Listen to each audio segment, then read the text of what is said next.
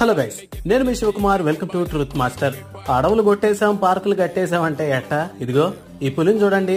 మనం జూలో తిరిగి దాన్ని చూసినట్టు మనుషులు చూడడానికి ఊర్లోకి వచ్చిందో చిరుత పులి. కాకపోతే ఇది మన ఊర్లో కాదు, మధ్యప్రదేశ్ శివపూర్లో అర్ధరాత్రి నడి రోడ్డుపై తిరుగుతూ కనిపించింది ఈ చిరుత పులి.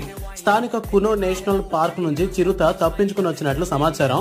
ఇన్ కేస్ మన ఊర్లో కూడా ఇలా పులి తిరుగుతూ అర్ధరాత్రి మీకు కనిపిస్తే మీరు చేసే ఫస్ట్ పని ఏంటో చెప్పండి గైస్ కామెంట్స్ లో. उधर ही जा रहा है ना जैसे तरफ, हाँ उधर जा यार, तब तो ठीक है यार, इससे डबल होता है, ये भी बच्चा ही है ये